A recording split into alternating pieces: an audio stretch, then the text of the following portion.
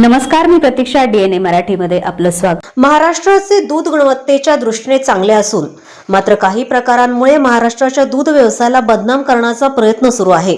त्यामुळे दूध उत्पादक शेतकरी, प्रक्रिया व्यावसायिक आणि डेअरी उद्योजकांनी संघटित होऊन या प्रवृत्तीविरोधात जनजागृती करणे गरजेचे आहे, असे प्रतिपादन नगर श्रीगोंदा मतदारसंघाचे आमदार विक्रम पाचपुते यांनी केले. शेतकरी दूध प्रक्रिया सेवा असोसिएशन महाराष्ट्र राज्य यांच्या वार्षिक सर्वसाधारण सभा रविवारी अहिल्यानगर येथील हॉटेल नील येथे पार पडली. या सभेत बोलत होते. सभेचे अध्यक्ष समाधान हिरे, दीपक लांडगे, बबनराव फाटके, दादासाहेब शिंदे, बाबासाहेब चिडे, मच्छिंद्र चिने, रुपेश वावळे, सचिन डेडे, संदीप बारसे, प्रसाद काळे, विजय होन, सहदूध उत्पादक, डेअरी व्यावसायिक आणि संघटनेचे पदाधिकारी उपस्थित होते. पाचपुते म्हणाले की दूध व्यवसायातील अडचणी सोडविण्यासाठी संघटना महत्त्वाची आहे. कृत्रिम पनीर, मावा तसेच दुग्धजन्य पदार्थांच्या नावाखाली निकृष्ट पदार्थांचा वापर होत असल्यावर त्यावर कठोर निर्बंध आवश्यक आहेत. अन्न व औषध प्रशासनाच्या माध्यमातून याबाबत कारवाई होणे गरजेचे आहे. महाराष्ट्रात जुलै महिन्यात दूध वाढलेले आहे. महाराष्ट्रातील चांगल्या दर्जाच्या दुधाची योग्य प्रसिद्धी झाल्यास त्याचा थेट फायदा दूध उत्पादक शेतकऱ्यांना मिळेल. दूध उत्पादकांना योग्य दर मिळण्यासाठी प्रयत्न करणे आवश्यक असून वाढत्या उत्पादन खर्चाच्या तुलनेत दुधाचा दर समाधानकारक राहणे गरजेचे असल्याचं त्यांनी सांगितलं. सोशल मीडिया आणि प्रसार माध्यमांच्या माध्यमातून महाराष्ट्राच्या दुधासोबत सकारात्मक जनजागृती करण्याचे आवाहनही यावेळी त्यांनी केले. हा शेतकरी दूध उत्पादक सेवा संघाच्या वतीने ही त्यांची वार्षिक बैठक आयोजित केली होती. त्यांनी आजची ही तिसरी वार्षिक बैठक होती आणि या बैठकीला त्यांनी मला निमंत्रित केलं. माझा जो सत्कार केला, मी त्यांचे विशेष असे आभार मानतो. एक उत्तम लढा हा आपण मार्च 2025ला अॅनालॉग पनीर, अॅनालॉग चीजच्या विरुद्ध उभा केला होता. त्यातलं अॅनालॉग पनीरच्या वापरावरती आयुक्त तुकारामजी मुंडे साहेब यांनी 30 जुलैला आदेश काढलेला आहे. आता विषय राहिला तर अॅनालॉग चीजच्या वापरासंदर्भातला. तर माझा अजूनही लढा सुरू आहे की ज्या ठिकाणी चीजच्या नावाखाली अॅनालॉग चीज वापरलं जातं याच्यावरती सुद्धा काही निर्बंध येणं गरजेचे आहेत.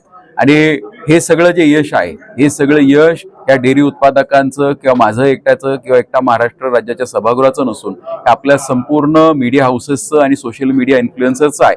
माझी अशांना विनंती आहे की अजूनही महाराष्ट्राच्या दुधाला बदनाम करायचं कारस्थान सुरू आहे. आपल्या माध्यमातून मी सगळ्यांना विनंती करतो की सगळ्यात उत्तम दूध जर कुठलं असेल तर हे महाराष्ट्र राज्याचं आहे. हे वेळोवेळी अधोरेखित झालेलं आहे. त्यामुळे याला कुठेतरी प्रसिद्धी मिळणं गरजेचं आहे. आणि हे जर मिळालं तर नक्कीच या दूध उत्पादकांबरोबर आमच्या सर्वसामान्य दूध उत्पादक शेतकऱ्यांना सुद्धा एक मोठा न्याय आपल्या मार्फत मिळेल. याच्यात आपल्या मार्फत मी सर्व श्रोत्यांना अवगत करू इच्छितो की महाराष्ट्र राज्यामध्ये माव्यावरती ऑलरेडी बंदी आलेली आहे. माझ्याकडे दोन प्रामुख्याने महत्वाची मागणी करण्यात आलेली आहे. एक तर फ्रोझन डेझर्ट संदर्भातली बंदी. तर या बंदीपेक्षा याची जनजागृती होणं गरजेचं आहे. फ्रोझन डेझर्ट हे दुधापासून बनत नाही, हे नॉन डेअरी प्रोडक्ट आहे. त्याचबरोबर जो स्वीट मावा जो येतो तो महाराष्ट्राबरोबर गुजरात, मध्य प्रदेश, छत्तीसगड आणि अशा सर्वच राज्यांमध्ये याच्यावर बंदी आहे. त्यामुळे तिथनं सुद्धा मॅन्युफॅक्चरिंग होऊन येऊ शकत नाही. जर असा कुठला स्वीट मावा कोणते तुमच्या स्वीट होम्समध्ये किंवा कोणते स्वीट व मॅन्युफॅक्चरर्स वापरत असतील तर अशांची माहिती तुम्ही FDA ला दिली तर FDA 100% या सगळ्यांवर कारवाई करण्यासाठी तत्पर आहे. आयुक्त मुंडे साहेब आणि त्यांची संपूर्ण टीम ही तत्परतेने काम करते. आपण तशाच सूचना, माझी विनंती आहे मीडियाला, कारण काय होतं सगळ्या गोष्टी ह्या प्रसिद्धी मिळाल्याशिवाय पुढे जात नाही. तर स्वीट मावा आणि छैना किंवा आर्टिफिशियल पनीर याला महाराष्ट्रामध्ये नॉन डेअरीपासून बनवायला पूर्णपणे बंदी आहे. आज शेतकरी दूध प्रक्रिया सेवा असोसिएशन महाराष्ट्र राज्य याची तिसरी वार्षिक सर्वसाधारण सभा अहिल्यानगर शहरामध्ये या ठिकाणी पार पडत आहे. अतिशय खेळीमेळीच्या वातावरणामध्ये ही सभा या ठिकाणी पार पडलेली आहे. दूध आणि दुग्धजन्य पदार्थ याच्यावर जे प्रक्रिया करणारे उद्योजक आहेत आणि जे शेतकरी बांधव आहेत यांच्यासाठी या असोसिएशनची आम्ही 3 वर्षापूर्वी साधारणतः याची स्थापना केली होती. शेतकऱ्यांना न्याय देण्यासाठी आणि उद्योजक नवीन घडवणे आणि ग्राहकांनाही चांगले उपपदार्थ आणि दुग्धजन्य पदार्थ मिळावे हे प्रमुख वैशिष्ट्य या असोसिएशनचं या ठिकाणी आहे. जनजागृती या असोसिएशनतर्फे केली जाते आणि कोणत्याही अडीअडचणी असतील तर त्या शासन दरबारी आणि सर्व ज्या क्षेत्रातील जे अडचणी असतील त्या सर्व विभागाला एकत्रित घेऊन सोडवण्याचा आम्ही या ठिकाणी प्रयत्न करत असतो. आज आमच्या या शेतकरी असोसिएशन प्रक्रिया सेवा असोसिएशन संघटनेची तिसरी वार्षिक सर्वसाधारण सभा होती. 3 वर्षापूर्वी आम्ही खऱ्या अर्थानं या संघटनेची स्थापना 3 मुद्द्यांसाठी केली. हे 3 मुद्दे म्हणजे दुधामधली क्वालिटी आणि क्वालिटी. आणि दुसरा मुद्दा शासन दरबारी ज्या राज्य शासनाच्या योजना आहेत या केंद्र सरकारच्या योजना आहेत या आपल्या सगळ्या उद्योजकांपर्यंत पूर्ण महाराष्ट्रामध्ये कानाकोपऱ्यापर्यंत पोहोचल्या पाहिजे.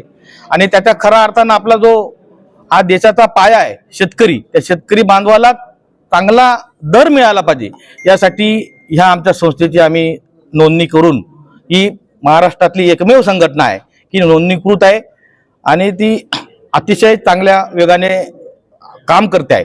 आणि ज्याच्यामध्ये ज्या सरकारी योजना आहेत त्याचा लाभ सर्वतरी शेतकरी बांधवांना. आणि आज एकच आम्ही आज खऱ्या अर्थाने या ठिकाणी ठराव मांडला, ज्या पद्धतीने कर्नाटक राज्य प्रति लिटर शेतकऱ्याला 4 रुपये अनुदान देतं, पण आम्हाला 4 रुपये नको, पण 100% 3 रुपये अनुदान मिळायला पाहिजे शेतकरी बांधवांना, हा आमच्या संघटनेने आज ठराव केलेला आहे. प्रतिनिधी मुंतजीर शेख, DNA मराठी, अहिल्यानगर.